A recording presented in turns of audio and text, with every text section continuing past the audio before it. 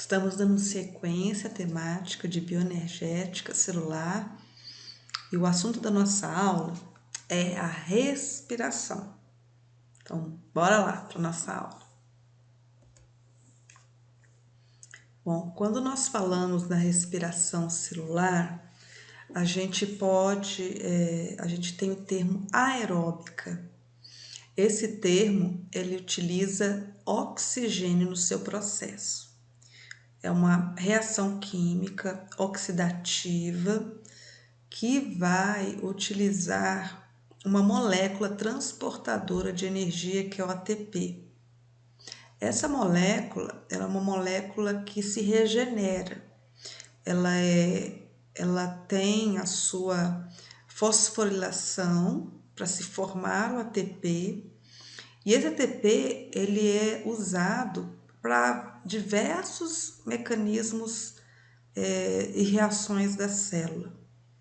Quando esse ATP é usado, a energia dele é usada, ele volta a ser o estado menos energético, que é o ADP, né?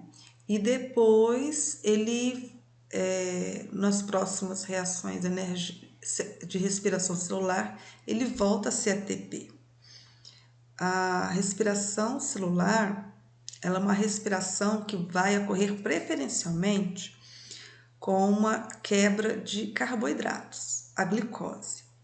Mas ela também pode ocorrer com ácidos graxos e até aminoácidos, que entram em algum momento, podem entrar em algum momento dessa reação química. Ela acontece em 2 locais na célula. Ela ocorre no citossol e ocorre na mitocôndria. Resumidamente, essa reação química é a molécula de glicose que reage com 6 moléculas de oxigênio e todo esse processo que ocorre em 3 etapas, ao final vai produzir 6 moléculas de gás carbônico, 6 de água e energia suficiente para produzir 30 moléculas de ATP, que é a molécula transportadora de energia, de acesso rápido. Bom, a gente vai usar alguns termos nessas reações químicas que eu quero explicar previamente para vocês. Como eu tenho quebra dessa molécula, ela vai depois de uma glicose de 6 carbonos a um gás carbônico de 1 carbono. Vocês percebem que nós vamos ter quebras de carbono, quebras de hidrogênios. E essas quebras, essas reações químicas têm nomes. Desidrogenação seriam as reações químicas em que vão ocorrer perda de hidrogênio. Toda vez que eu vou ter uma reação em que vai ser retirado o hidrogênio, eu chamo desidrogenação. Toda reação que eu vou retirar um carbono e esse carbono vira CO2 é chamado de reação de descarboxilação.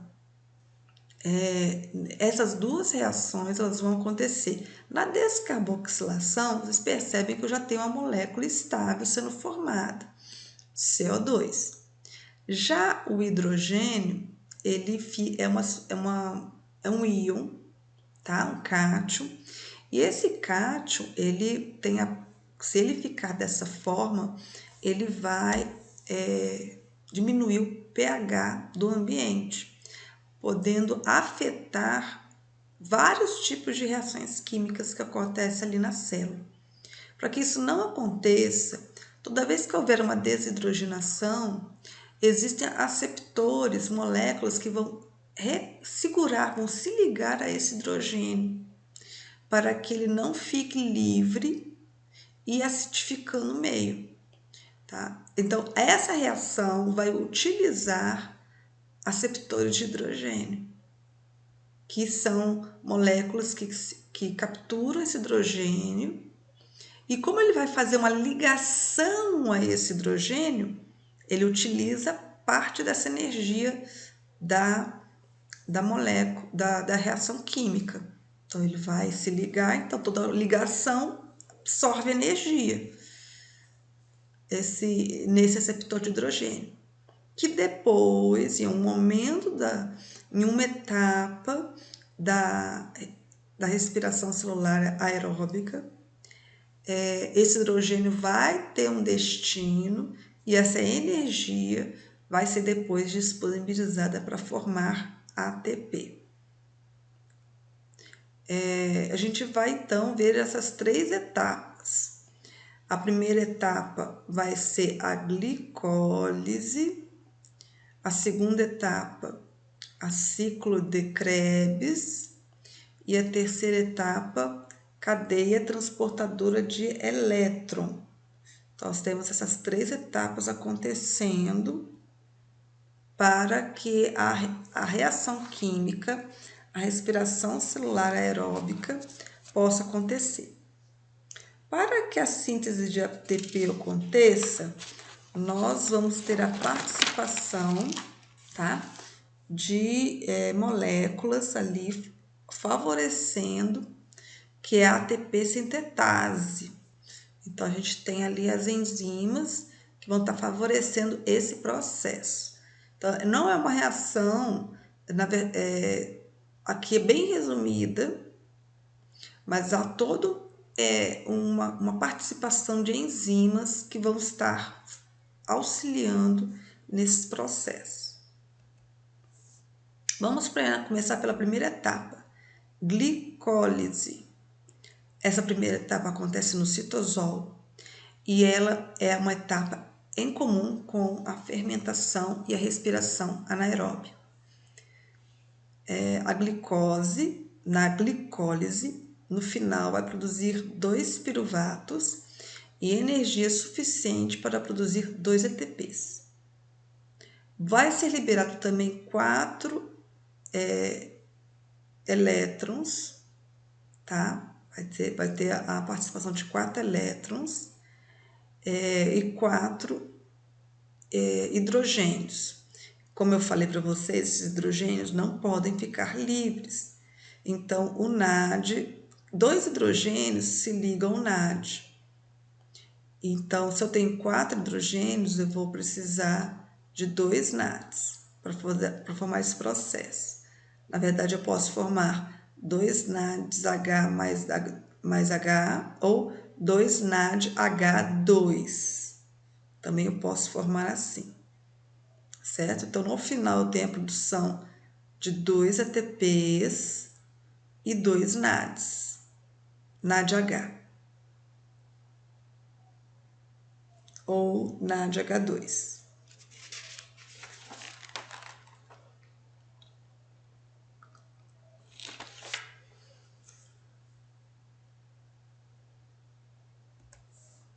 No ciclo de Krebs, se você perceber, no final da glicólise eu tenho a produção de piruvato. O piruvato é uma molécula de 3 carbonos. A sua fórmula química é C3H4O3. Isso.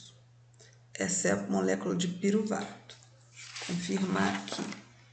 C3H4O3. Lembra que a molécula de glicose é C6H12O3, O6. Se eu for reduzir pela metade, eu teria H6, mas eu perdi 4 hidrogênios, houve desidrogenação aqui, por isso que ele está H4. E esses hidrogênios foram para formar NAD, tá bom? Então, eu tenho aqui o piruvato, eu vou continuar quebrando essa molécula de piruvato, onde eu vou ter formação de NAD, desidrogenação e formação de gás carbônico, descarboxilação. Ok? Eu vou formar aqui uma molécula que vai se ligar à coenzima A. A forma do piruvato, eu formo o acetato. Esse acetato se liga com a coenzima A e vai formar acetilcoenzima A. Então, como eu perdi um carbono, o acetato vai ter 2 carbonos, tá? E ao se ligar a coenzima A, vira acetilcoenzima A e entra no ciclo de Krebs, tá? Esse acetilcoenzima A, ele vai entrar no ciclo de Krebs, onde vai sofrer novamente o que? Olha, descarboxilação, tá vendo? Perda de gás carbônico, desidrogenação, perda de hidrogênio, e também vai ter energia para produzir ATPs. Aqui também há a desidrogenação, que é recolhido pelo FAT. Ao final, resumidamente, do nosso ciclo de Krebs, nós vamos produzir 2 gás carbônicos, 3 NADs e um FAD, um ATP para cada piruvato, tá? Para cada piruvato. Como eu tenho 2 piruvatos, eu tenho que multiplicar isso por 2, ok? Eu vou ter que multiplicar ele por 2 para poder ter, porque eu tenho 2 piruvatos. Uma questão interessante é que essa sequência da glicólise, do ciclo de Krebs, né? Ela é um conjunto de reações químicas, assim como a glicólise. A glicólise ele é um conjunto de reações químicas. Para a glicose virar piruvato, acontece aproximadamente 10 reações químicas. E são as mesmas que acontecem na fermentação. E o final eu produzo 4 ATPs, só que como eu consumo 2 ATPs, eu vou ter um saldo positivo de 2 ATPs. Quando ele termina no piruvato, o destino desse piruvato vai depender da reação que eu estiver analisando. Na respiração aeróbica, o piruvato continua a sua quebra, a formar o acetato para poder entrar na coenzima A. Então, eu vou ter a formação de ácido acético que se liga à coenzima A para poder entrar no ciclo de Krebs. Então, a gente tem essa sequência. A coenzima A, ela é um derivado do ácido pantotênico, que é uma vitamina chamada vitamina B5. Então, a importância dessas coenzimas, dessas vitaminas que estão na nossa alimentação, porque elas fazem parte de ciclos metabólicos do nosso corpo. Tá? O ciclo de Krebs, ele faz integração com metabolismo energético não somente dos carboidratos, como eu falei, como dos lipídios e das proteínas, porque os lipídios, os ácidos graxos, ele entra em um determinado momento do ciclo, ele também pode entrar no ciclo para poder ter a sua quebra, ele é decomposto em moléculas de acetilcoenzima A também, e os aminoácidos também podem ser decompostos e, através de uma outra rota metabólica, entrar no ciclo. Só que o nosso corpo prefere os carboidratos, que são mais biodisponíveis. Na falta deles, ele vai utilizar esses outros elementos para manter-nos vivos, por isso precisamos de energia para viver. Então, aqui a gente pode ver, olha, o ácido graxo na rota metabólica, a quebra de proteínas e aminoácidos também, ele pode, por uma rota metabólica, produzir acetilcoenzima A. E esse acetilcoenzima A, ele entra no ciclo de Krebs, certo? Por fim, a gente tem a última etapa da nossa reação química, que é a cadeia respiratória. A cadeia respiratória ela vai acontecer, tanto o ciclo de Krebs quanto a cadeia respiratória acontece na mitocôndria, sendo que o ciclo de Krebs acontece na matriz mitocondrial e a cadeia respiratória vai acontecer nas cristas mitocondriais. Ele é um processo de grande produção de ATPs. onde os elementos que estavam ali carregando os hidrogênios, o NAD, o FAD, vão agora vir para esse momento, para essa localidade da mitocôndria, para que possa haver a fosforilação oxidativa, que é a produção de ATPs, tá? Porque é uma reação de oxidação. Então, o NAD e o FAD vão liberar os hidrogênios e vão fornecer elétrons. Esses hidrogênios vão passar por essas proteínas transportadoras de elétrons, né, de hidrogênios, e os elétrons vão ajudar, vão favorecer esse bombeamento. Então, essas proteínas que vão estar processando essas reações é um sistema de proteínas chamado de citocromos.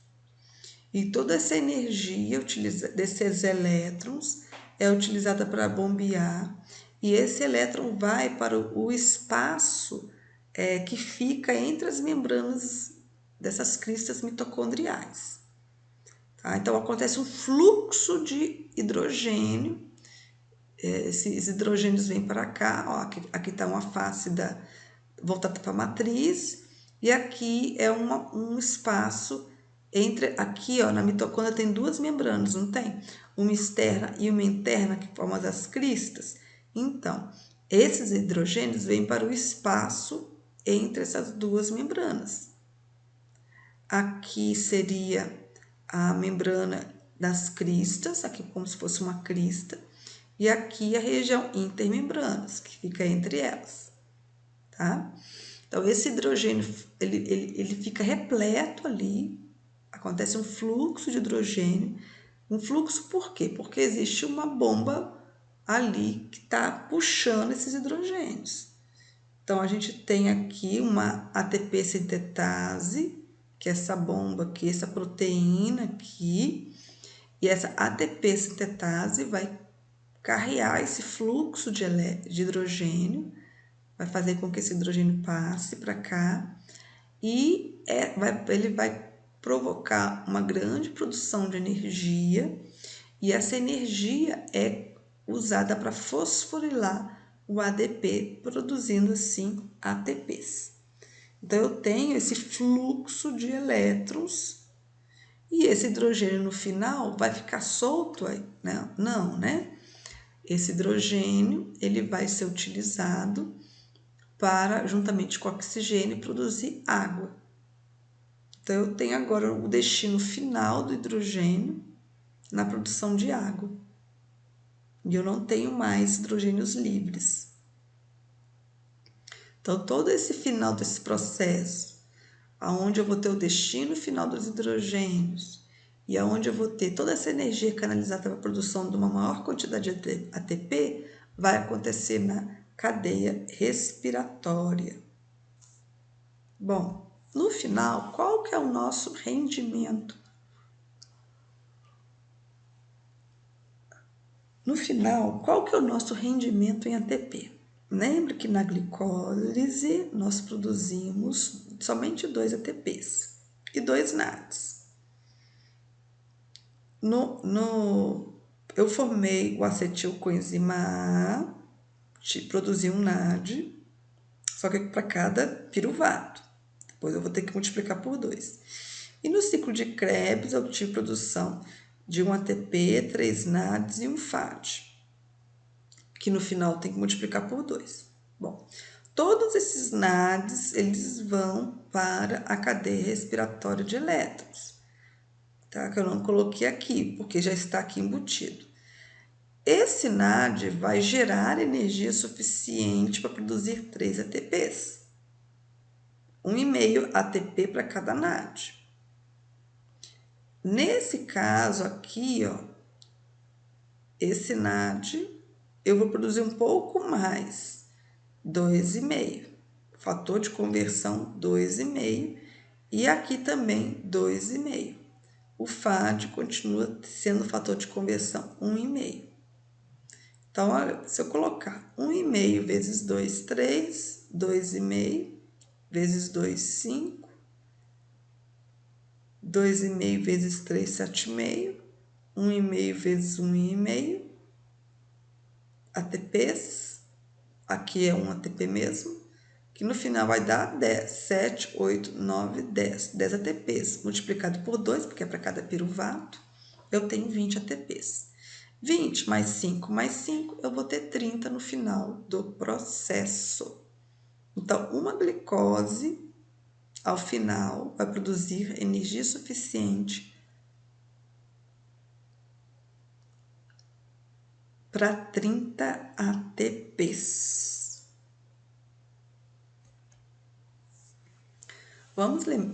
Eu queria também aproveitar a oportunidade de trazer para vocês uma temática que é: qual que é a diferença da respiração aeróbia e anaeróbia? É o mesmo que fermentação? Não, não é o mesmo de fermentação. Vamos lembrar que na respiração aeróbia, eu preciso lá no final resolver o nosso problema com hidrogênio. Lembra disso? Hidrogênio não pode ficar solto, porque senão ele diminui o pH. O NAD e o FAD seguram provisoriamente esse hidrogênio, levando para a cadeia transportadora de elétrons. E ali é resolvido o problema, pois eu vou ter o oxigênio como aceptor final desses hidrogênios. Então, eu vou ter oxigênio para poder fazer isso. Então, por eu ter o oxigênio como aceptor final, eu tenho a respiração aeróbia. Então, eu vou ter todas as 3 etapas. No caso da respiração anaeróbia, eu vou ter outro aceptor final do hidrogênio. A glicose ela é quebrada totalmente. Eu tenho todas as etapas, só que nem todas, né? Vamos dizer assim, mas ela é quebrada totalmente. Só que o aceptor final é diferente. Ele pode variar. Poderiam ser enxofre, nitrogênio, ferro, né? Aqui a participação do manganês, do cobre, do urânio. Então, eu vou ter aqui esses elementos para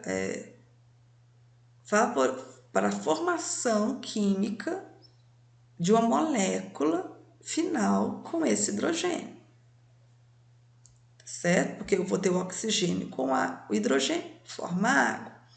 O hidrogênio com o enxofre vai formar talvez um ácido, né? À base de enxofre. Eu vou ter um ácido à base de enxofre. Eu vou ter uma quebra total com aceptores diferentes do oxigênio, pois eu tenho uma respiração anaeróbia. Olha, a produção de energia ele é grande também, 36 ATPs, enquanto que a fermentação, eu não tenho esse aceptor final. Eu tenho só a glicólise. A glicose é quebrada parcialmente e eu tenho a produção de energia muito baixa, só 2 ATPs. Então, é bem diferente de respiração anaeróbia. A respiração anaeróbia é realizada por alguns tipos de bactérias e também por alguns seres vivos, tá? Protistas, fungos, plantas e até animais podem realizar esse tipo de respiração. Bom, agora a gente vai encerrar aqui nossa aula para que tenhamos o em classe na aula subsequente. Até mais, espero que tenha entendido. Anotem suas dúvidas e tirem comigo nos nossos grupos. Um grande abraço.